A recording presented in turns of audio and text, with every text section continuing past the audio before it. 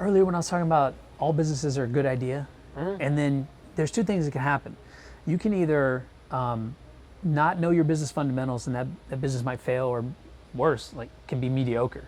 Mediocre means like, oh, we're making just enough to skate by, and we think we can just turn the corner. Yeah, but your dream stays alive. Yeah, it really, it's a horrible position to be in. I've been there. Or you can like throw it on steroids, and it goes into this super growth mode. And quite frankly, that's what we've been doing in VC, venture capital. Yeah. And it's, excuse my French, but it's bastardized a lot of businesses. So when I think about like, everything starts as a good idea, and this is kind of, maybe we're not ready to bridge over into politics just yet, but health insurance actually started, the first version of health insurance in the United States was in Oregon, and it was this logging company. They literally chopped down trees. At the turn of the previous century, in the 1900s, this company decided, well, you know what? We know that every year, like 2 to 3 guys are going to lose a limb. They're going to lose an arm or a leg. 1 or 2 guys is going to die. We're going to have 4 to 5 guys that are going to be disabled, like because of our job, because of the role they play for our company. So what we're going to do is we're going to take a portion of their paycheck and we're going to put it in a pool, and we're going to use that as a fund. So if someone gets injured, someone gets hurt, someone loses a limb, those medical expenses or funeral expenses, or those expenses to take care of their family from here on out, they're going to be covered. They did that for decades. That was the start of what we know today as Cambria Health. Cambria Health is an insurance company in the Pacific Northwest. But unfortunately, or fortunately, how depending on if you're covered by them, they're now part of Blue Cross Blue Shield. They're part of the larger system that we know of healthcare today. And I would argue that, I'm sure I have Blue Cross Blue Shield. There's United Healthcare, which made the news last year. There's rough. Yeah. Oh God. Rough moment. What I see out there is a good idea that, 100% of those expenses that they were pooling that money together back in the day in Oregon, those went to not healthcare systems. Most likely they were church-run hospitals, because that's all we had back in the day. And they were basically churches. You could also say nonprofits, but back then it was just mainly churches that had their own hospitals. That's where 100% of our healthcare used to go. In that case, I would argue you get what you pay for. That you absolutely knew what you were, okay, I'm sick, I need to go, this is going to cost me $10. You pay for $10, it went straight to the hospital, paid the doctor that was on staff. Today there are so many middlemen in the healthcare system.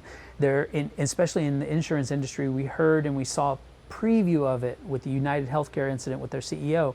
But basically, in my mind, this great idea of pooling money together so that we can afford the things that allow us to be free. It's July 4th, right? We're talking about, sometimes, we didn't really talk about it, but like... Happy July 4th. Yeah, right? We're so far from freedom in the systems we have today, unfortunately. Like, I have health insurance, and a year ago, I had a health event where my heart literally stopped, and they had to put a pacemaker in, and then 3 months later, pacemaker was doing great, but it got infected. I had to go in the hospital again. I stayed twice as long that time, almost died again.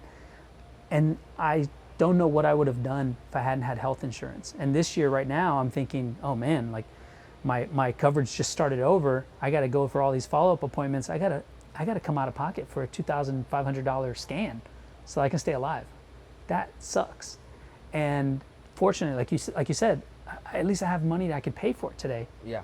But what if I didn't? Yeah. Like, I'd be stuck, man. And so pooling money for health insurance expenses funded by that, great idea. We've bastardized it.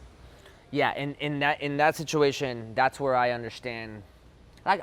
Make no mistake about it. There's a little red state in me also. Sure. There's like the situation that the healthcare system is an incredibly important decision, an incredibly poignant point, an example where I'm like, yeah, bureaucracy sucks. So, like too much bureaucracy gets in the way of things that were potentially a good idea. I'm all for that. I would really appreciate it if all of those middlemen were able to jump back into the job market a little bit more comfortably, so that we're not displacing workers. Because again, we're not using the term gentrification at that point, but again, this is where me as an artist comes through. You say, here's this problem, here's bureaucracy, here's the healthcare system, so many middlemen. I'm like, okay, some capitalist out there, Elon, would say, let's cut the middlemen out.